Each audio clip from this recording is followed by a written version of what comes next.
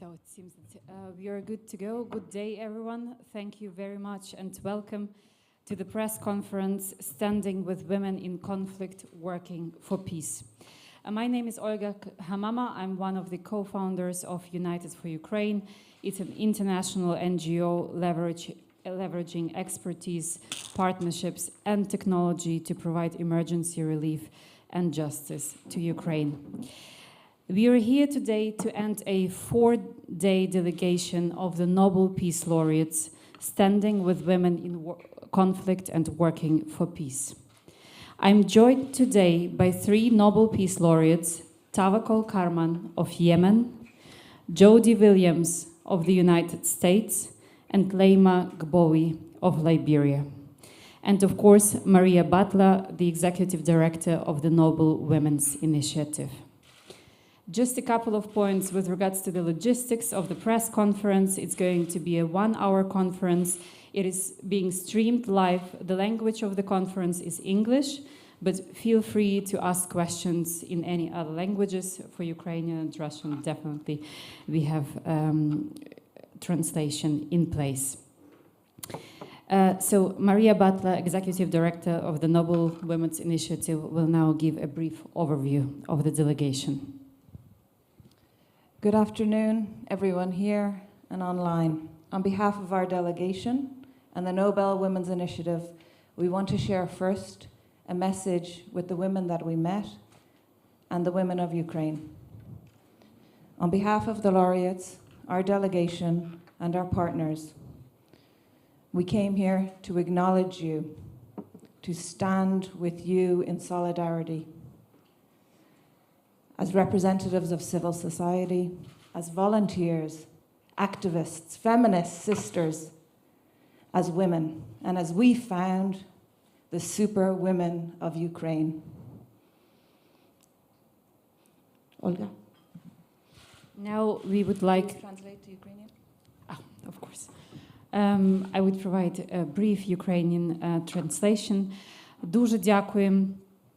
І хочемо сьогодні перенести до вас, доповісти до вас свої відчуття і те, що ми відчули, і що ми побачили, і теж сказати нашу підтримку жінкам України, як ми зрозуміли супергероям України.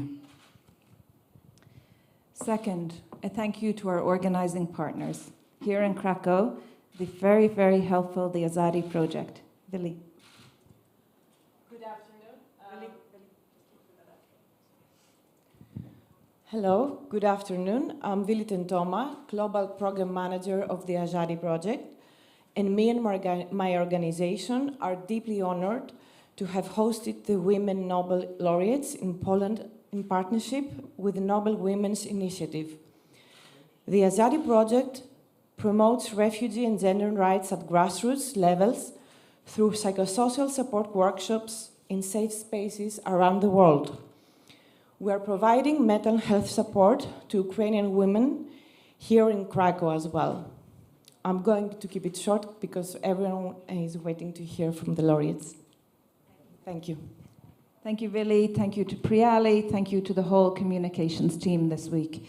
And thank you to the women that took the time to meet with us and share your analysis, including, for example, the Voice Amplified report, Waiting for the Sky to Close, the unprecedented crisis facing women and girls fleeing Ukraine.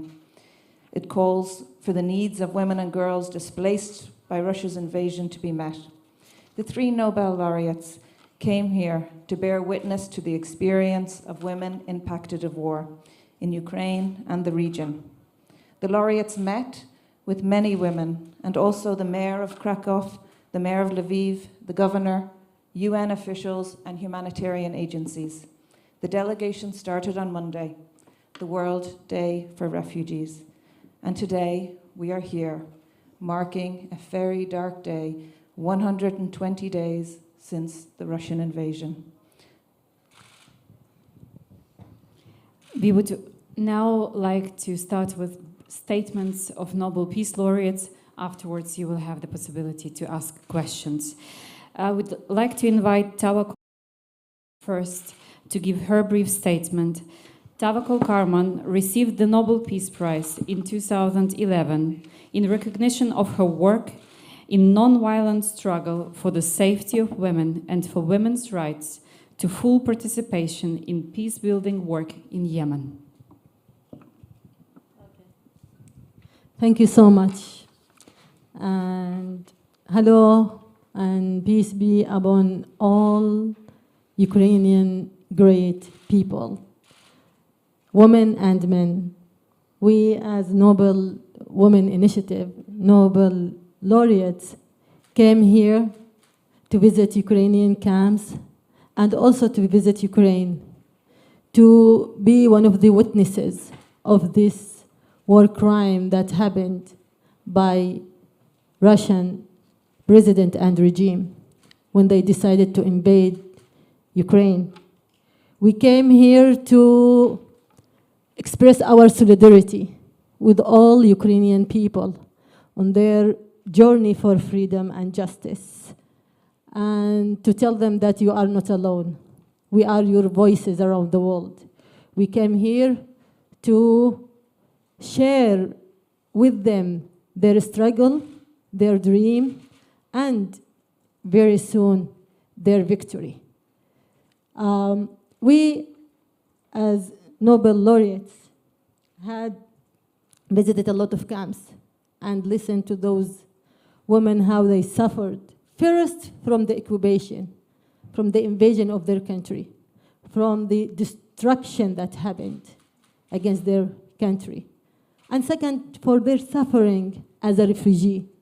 So they were a great, special woman that really know what is the meaning of freedom and what is the meaning of peace. So in the conclusion of our meetings with them, we share them the same belief, but about the meaning of peace process. So we emphasize that protection for oppressed is the essence of peace process. And Ukrainian has the right to enjoy full protection, just like it's their sovereignty, their independence and territorial integrity are respected. So we call for an immediate end to this war and for an immediate withdrawal from all Ukrainian territory. We call for accountability for Russian war crimes and for returning all the Ukrainian refugees and displaced people to their houses and their towns and their countries, and for rebuilding and reconstruction of Ukraine, and also for meaningful participation of women and women's organization in all the field of peace process, humanitarian response, and reconstruction. We are here to tell the Ukrainian women that their struggle is our struggle, and their pain is our pain, and their freedom is our freedom. I came from Yemen, and I'm wearing the traditional dress of Yemeni people. I convey you also the greetings of Yemeni people, and they share with you the same battle for freedom. And I share with you the same battle of freedom from Arab countries, especially from Syria, that suffered from Putin before Ukraine. And we think that if Putin and his army was not allowed to kill and destroy Syria from the beginning, he and his army wouldn't dare to invade Ukraine and destroy Ukraine. And now, if Putin and his army will be away from accountability, that means they, the international community, encourage Putin and other dictators around the world to invade and destroy other countries. So we are with you, and your battle is our battle, and your freedom is the freedom of all the people around the world. Thank you so much. Thank you so much. Thank you so much. Thank you so much. Thank you, Tawakkol. Just a second. And I would like to now proceed with Leymah Gbowee. Leymah received her Nobel Peace Prize in 2011, at the same year as Tawakkol, for her fight and fighting for freedom and the end of Second Civil War in Liberia. Thank you, Olga. I literally would just re-emphasize what Tawakkol have said. We live in a time where there are many wars around the world, from Ukraine to Syria to Yemen, to Congo, DRC, to South Sudan, Central African Republic. Everywhere in different regions of the world, we have wars. And where we don't have overt wars, we have serious cases of extremism, bombings. And in most of these cases, the greatest ones who suffer are women. And we've seen over time all of the efforts towards ending conflict have been politicized to the point that humanity and the needs for humanitarian focus have been taken away. And primarily now it's all about politics. So today, after we've done this delegation from Poland to Ukraine, one of our message is that every process that has to do with peace must center women, not just the voices of women, but women must be involved at all levels, as Tawakkol said. But even in their involvement, there must be consideration that there can never be peace in any region of the world without the full participation of women, without a consideration for their needs, for all of the things, their intellectual ability being involved in the process. So we're calling for that. The second thing that we're calling for is that as we even think and begin to reimagine, there are conversations about reconstruction in Ukraine, even now as the war is raging, we must consider the needs of women in every process around reconstruction, around decision making, because there cannot be a new nation without a new focus on what is happening to women. In all of our walking around and going to centers and shelters, what we've seen is the vast majority of those who suffer are the women who are suffering displaced life, taking care of children. Some have serious problem of sexual violence that's coming up now, and there's no way we can do peace without thinking about those issues affecting women. So women's voices, women's inclusion must all be a part of it, but key to all of that, every process around Ukraine must center humanity, not politics. Thank you so much. Thank you, Leymah. We would now proceed with Jodie Williams.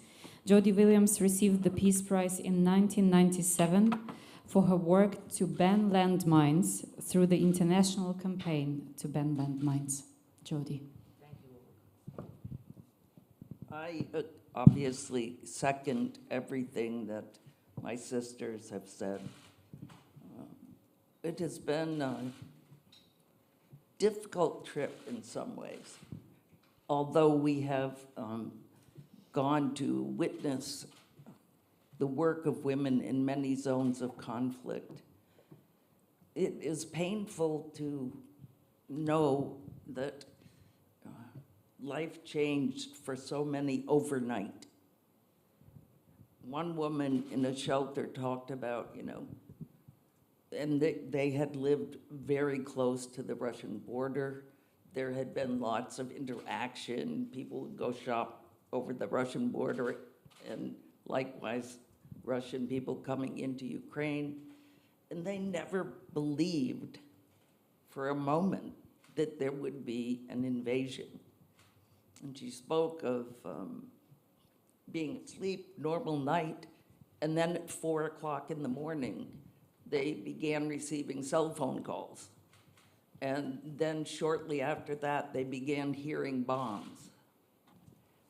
And from literally 1 second to the next, life was changed forever. All wars like that. What Leymah was talking about reconstruction, thinking about a future.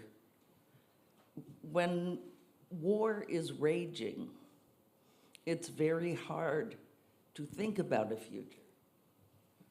Emotions are so high. Hatred fills the air.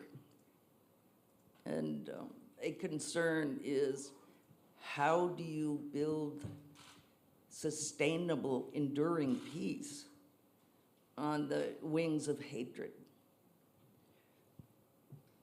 Leymah and I were discussing this a couple of times today, and we're often asked, how can you talk about peace at times like this?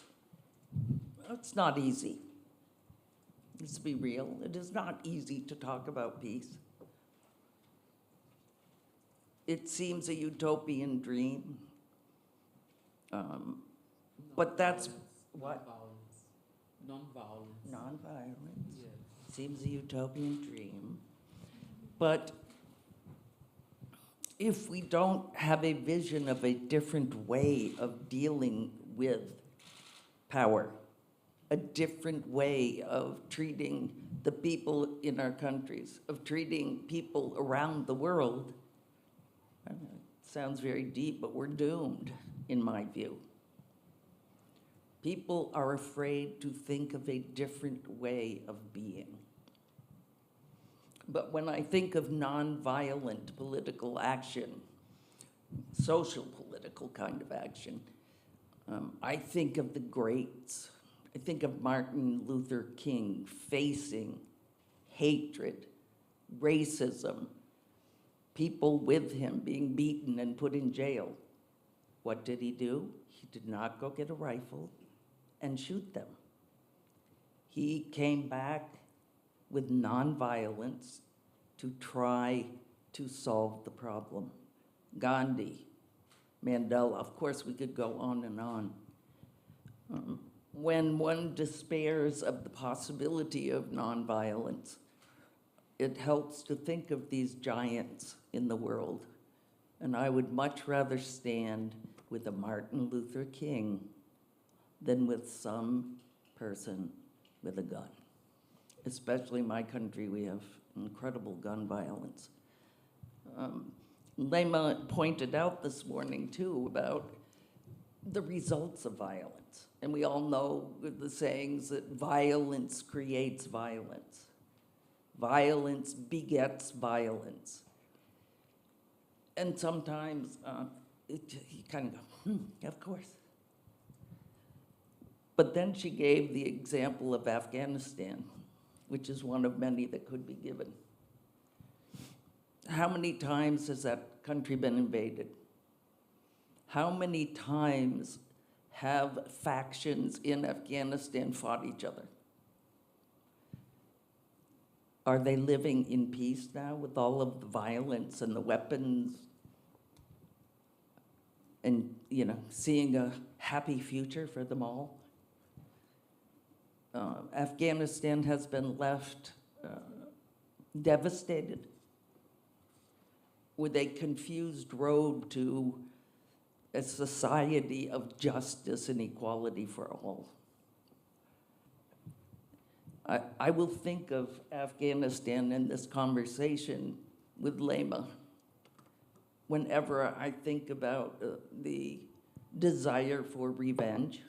Understandable. We're human. But revenge at what cost, I think, is a huge question we have to ask ourselves. Revenge at what cost? Do we want to be our oppressor? These are hard questions, especially in the heat of hatred. But we would put them out there for people to think about over time. Living with hate is like cancer in your own soul. So we're happy to be here. We're happy to be able to hear the stories of people, women. We are happy to be able to take the stories and share them with others. I don't particularly feel like a voice of other women. I feel like I have the privilege of being able to share their stories because they can't. I'll end with one thing that was consistent throughout talking to women in different shelters and centers was the expression, please don't forget us. The fear that, people get bored with the war in Ukraine over time, compassion fatigue, and people will stop caring what happens here. We have said many times, and we say again, we will not forget. We will continue to speak out with the voices of the women we have heard, with what we have seen, and try to imagine a different kind of future for Ukraine and its people. Thank you. Thank you. Thank you, Jody. Maria? Thank you. We'd love to take some questions here in the room. We can take 3. We'll pass around a mic. Just identify yourself, your organization, and the question. Thank you.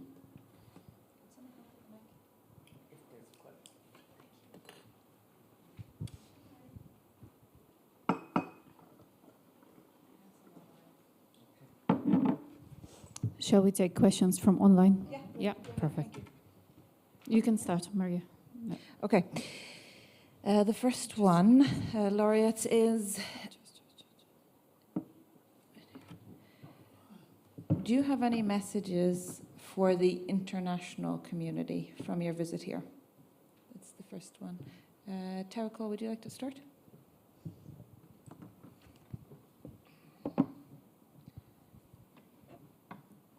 The message is that the protection for the oppressed is the essence of peace process.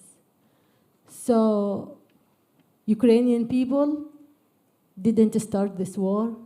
Ukrainian people didn't invade other countries. They are the one who've been oppressed by Russia. So we hope this war to be end very soon. And it's very important that none of the goals of the dictator Putin to be achieved in Ukraine. And if he achieved his goals, that means it is a very big encouragement for him and for other dictators to do the same thing. So they have to be serious to be with the Ukrainian people, because what we heard from the Ukrainian women, that they started to be frustrated on the responding from the international community on their suffer. And I hope that we will not repeat the tragedy that is happening in our countries, in our countries, especially in Syria, for example, and in Yemen. We are now in Yemen about 8 years of war. So if the international community, if the world is serious on supporting Ukrainian people, they will be able to end this war.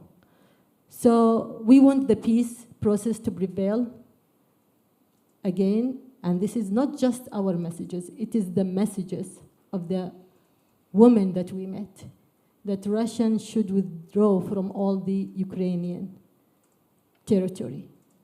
And they have to return to their houses, and they have to be part of all the peace process, work, and also they are calling for the rebuilding their country together. So to don't marginalize those women, those organizations, and Ukraine in general.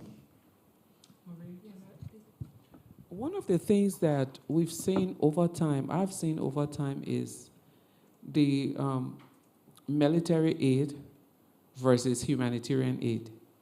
And in as much as, I think the point is, my take to the international community is that if we're spending trillions in support of the Ukrainian army, there must be a commitment to spend trillions for the Ukrainian people, for rehabilitation, for buildings of centers. Yesterday we were in Lviv, and the mayor has a beautiful idea for building a rehabilitation center, for building a lodging space. There were conversations about midterm and long-term for people from areas where it's difficult for them to go back. There is an urgency for funding now to talk about housing for those internally displaced in places that have been badly destroyed. So as there is military spending, there should be consideration for a percentage for humanitarian spending. In most conflicts, what we've seen across the world is that there's a lot of money put into military action. And when it comes to humanitarian need of the people, then there is this huge conversation about there's no money and there's donor fatigue. One example of such is Libya. And today we're hopeful that this will not be the situation for the Ukrainian people. Percentage of military spending to match humanitarian aid. That would be my advice for the international community. I would just like to give one example of military expenditures in my own country, which is a country with a history of probably invading and murdering leaders bigger than any other. A country built on genocide of the Native Americans. Of the budget of the United States, over 50% goes to military. It actually ends up being around 60% because expenses for atomic weapons are hidden in the Department of Energy. Think about that, 50 to 60% of my tax dollars, a peace activist, go to military expenditures. On the other hand, 7% goes to education. 7% goes to healthcare, which is a joke in America. I think it is 6% that goes to international affairs. They no longer even call it the State Department. Think about that, a country that spends 60% on war and 7 or 6% on foreign policy. What is the message that's being sent to the world? I think that it behooves all of us at some point to think about human security, which Leymah was alluding to, not national security. National security has nothing to do with taking care of the people who live in the country. It has to do with maintaining the structure of power of the state.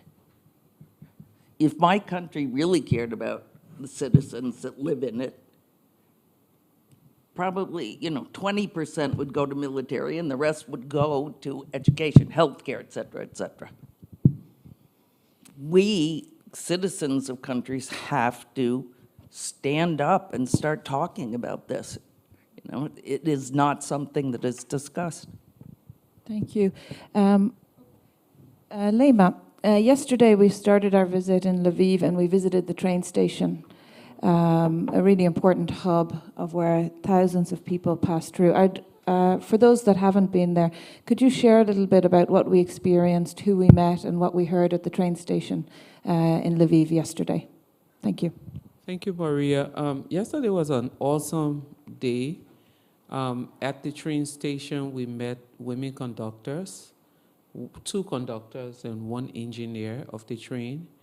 And it is alleged, I don't know if it's proven, that 80% is proving that 80% of the conductors of the trains in Ukraine are women. And these women went on to tell stories. What was interesting to note is how, in the midst of one of the worst tragedy of the 21st century, women who are called to conduct train were not just conducting trains, but they turned into sandwich maker for their colleagues who were sleeping, for passengers who were hungry. But they were also able to relate to people through the eyes of humanity and not just the eyes of workers. They told the story of one person, a guy who lost his wife and then lost a child. The story of someone giving birth and started bleeding on the train. And I think that is a really critical example of strength, even in the midst of crisis. And these are the narratives that we're supposed to elevate in all of our conversations, because there is a potential to narrow the involvement of women or the women's lives during conflict to rape and sexual violence, and nothing to, yes, whilst rape and sexual violence is key, there are also some acts that women carry out that help to bring communities closer to peace. And those women, as conductors, proved to us yesterday when one person said there was a need to travel on the train to the east to bring people. I went knowing that it could be a one-way trip. One doesn't need to carry a gun to be a patriot. And that was the lesson that I took from those women. And I named them the super women conductors of Lviv. And I think that's exactly what they are. And we should continue to put that story out there. We should continue to carry that narrative. We should write about it so that it's not an anecdote. If we're able to put it out there so that more people get to know about the strength, the tenacity, the resilience of these women. The mayor of Lviv used one word, unbroken. And I think those women personify that word, unbroken, through the work that they continue to do in their country. Thank you. Shall we proceed with other questions? We have the next question is, following your visits in Poland and in Ukraine, what would be your message to the people of Ukraine? Also, given your experience, you've gone through so many conflicts yourself and you've seen so many around the world. What would you like to tell to the people of Ukraine now? Don't lose hope, and don't frustrated from the responding of the world for your suffer. Always keep talking, keep struggling for your cause, and never ever stop talking or feeling bored. Boring, that you are boring of, what you are talking, or you are repeating yourself. Repeat and repeat and repeat, and raise your voice everywhere. And if the world let you down, don't let your people down. Don't let your people down. You should be the voice of your people everywhere, every day, every minute, and don't give up. We also met with representatives of the Roma community from Ukraine, poets. Tawakkol met with poets on World Refugee Day, journalists, media, women from the legal profession, hotel owners who've converted their hotels into shelters. We met with civil society activists from the LGBTI community, the abortion rights community here in Poland, a whole diversity. Jody or Tawakkol, to the diversity of women we met, was there any messages from their work you'd also like to speak to here in Poland?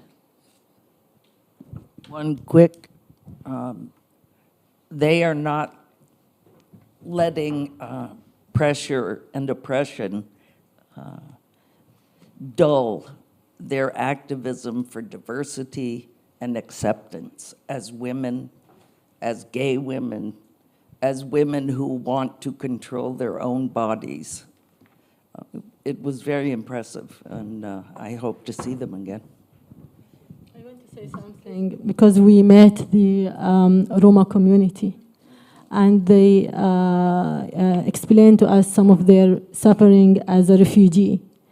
And some of them explain how they've been excluded from some services because their situation about, as a Roma community. So refugee, to be refugee is the right for everybody around the world.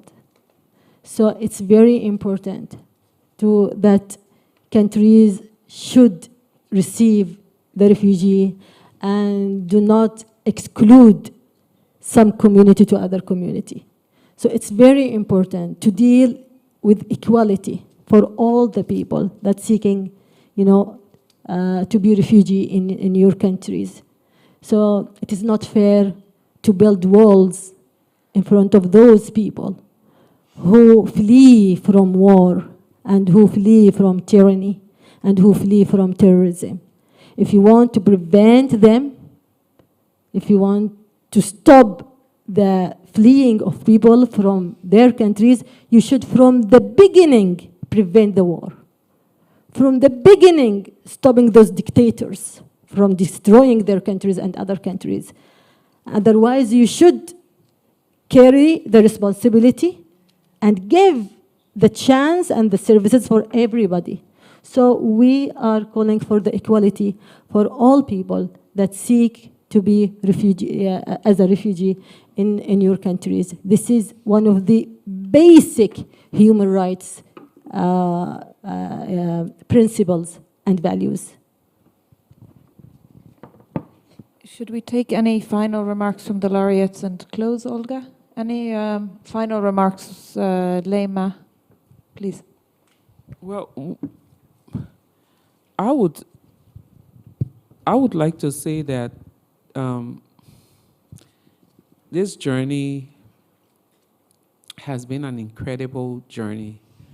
Yesterday, after we came back from Lviv, I got on the phone with my mother, and I was saying to her that there was not a moment on this journey that didn't stir up or reawaken my trauma from years as either a survivor of war or as a refugee. I told her that every step of the way, there were images that reminded me of where we've been, whether when we were fleeing or whether when we were at the refugee camp or whether when I went back home, every moment. And what that did to me was to really reinforce a conclusion that I've had, that the context of war may be different, but the impact on humanity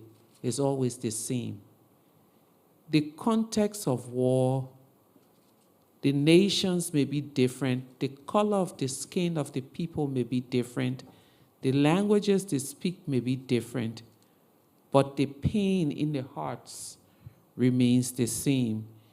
The community may be untouched from maybe bullets and bombs, but for every gun that is fired, for every shot that is fired, whether it is in your community or outside of your community, there is a hole that is pierced in your heart. And when I was telling her, I said, there was a moment where I broke down, and she said, as you're crying, I feel like crying for those people because the indignity of war is all that I think about. And war takes away the dignity of people. And so for me as a person, what this journey has done is reinforce my resolve to continue to work for peace and justice and for women's rights, to continue to use my voice to advocate for equality, but most importantly, to continue to be, in my own little way, that person that gives hope, not just to people in situations of war, but to all of humanity. Because our world is missing compassion, humanity, and heart and soul for people. I think finally, I would say to the Ukrainian people and to everyone experiencing war, whether it lasts a year or 10 years or 14, like in our case, or 50 or 40, the one thing you must understand is that you can never be, and you should try never to be, like those who creates the pain of war. Because we're more, as humans, we're more than those who harm us. And I think if we all decide that we will turn our pains into the passion for peace, we can do this world a lot.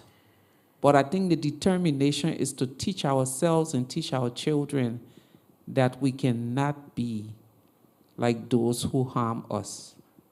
We can never allow hate to sit in our hearts, and that we will be the teachers of peace. It's a very difficult thing. I live in a nation where we walk and see those who kill our people drive big cars, and they are members of parliament, and they have voices. And you tell yourself, do I want to be angry forever? Do I want to hate forever? And the answer is a resounding no. Because at some point, when all of this is said and done, these people do not even deserve our emotions, whether it's hate or anger.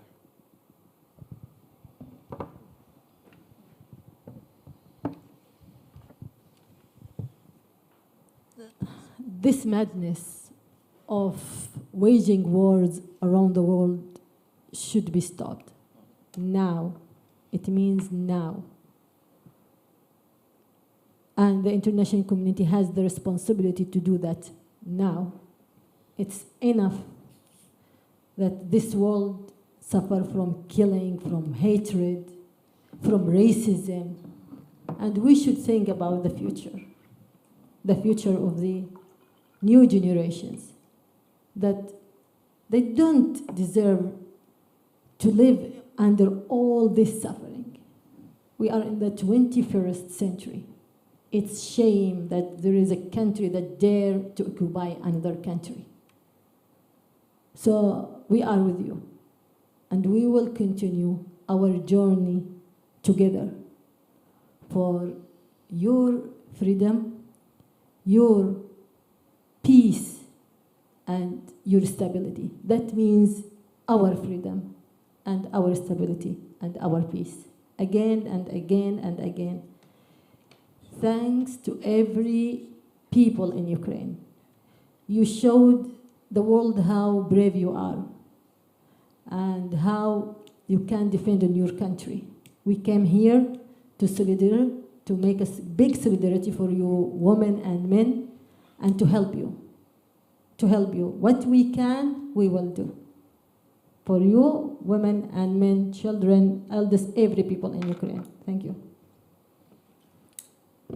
I will end by quoting our brother Nobel laureates, His Holiness the Dalai Lama and Archbishop Desmond Tutu, who have been called super laureates.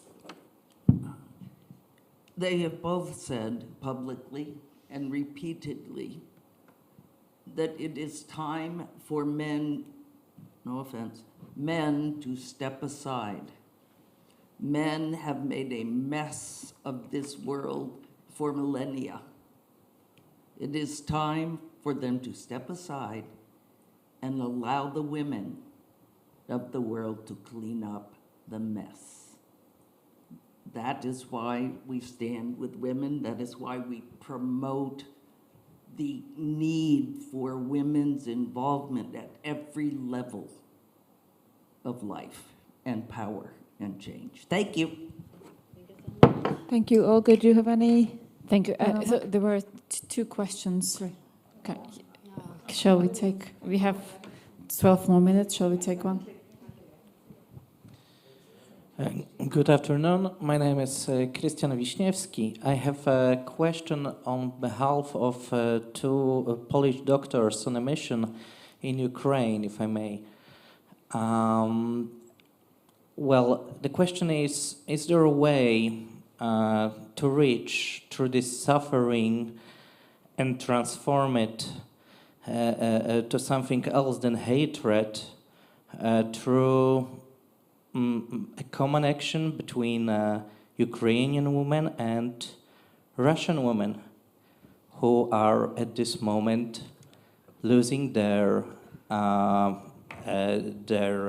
husbands, their sons in an unexpected war which they often do not want to fight, and the women are suffering their loss as well.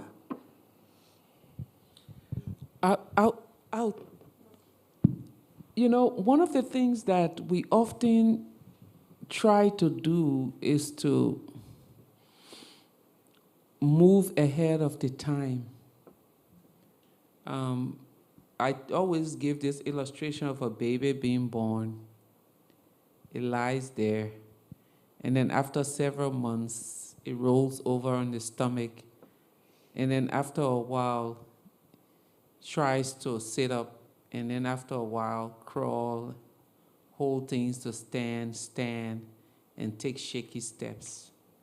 And the reason why I give that analogy is because right now, the pain is just too heavy. There is zero way that you can put any two group of people who have fresh wounds in the midst of intense propaganda in one room and say, let's talk peace. It's going to happen. I don't doubt it. I don't see this as my last visit. I see it as a beginning. In 2007, I went to Israel and Palestine, and we went to screen a documentary that had been done about the work we did in Liberia. And we screened it in several places in Israel, and everywhere we screened the documentary, the women came out of the room and said, this is not our reality. You know, this is not us. And when we went to Palestine and screened the documentary, the young women were very angry that the older women would not do what we had done. And there was all this tension. Fast forward to 2014, there was this how many days war.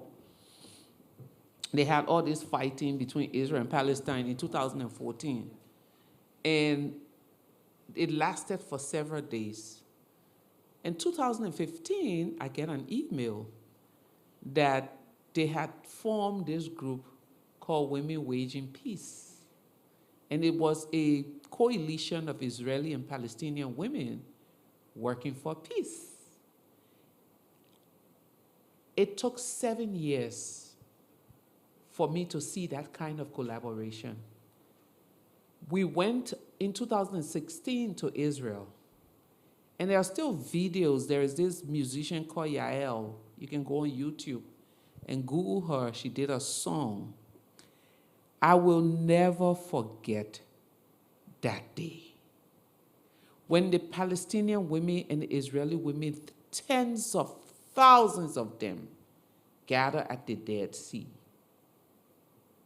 dancing together, singing together, speaking out for peace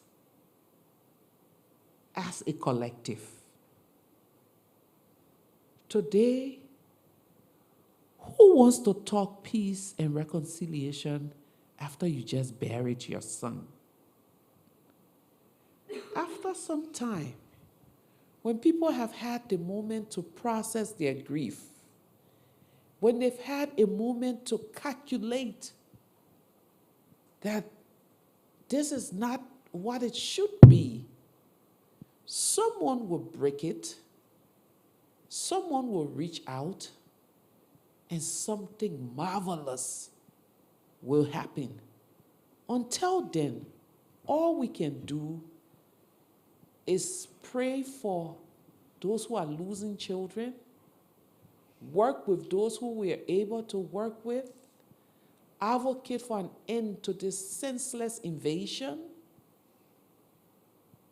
and pray that when the moment of rehabilitation comes, that the women will lead the charge for reconciliation. This baby has just been born. It hasn't learned how to turn over yet. We shouldn't push it, or else we'll do more harm than good. Thank you. Do we have more questions? Doesn't look like any more. Thank you. On behalf of the Nobel Women's Initiatives, all the partners, we came here with a very direct message condemning the war, and as Leymah said, the indignity of war everywhere. And as Tawakkol called the direct aggression of Russia to withdraw from the territory of Ukraine, and support for full accountability for all violations of international humanitarian law and human rights law. As all the laureates have said in every place we've visited and here today, this war must end.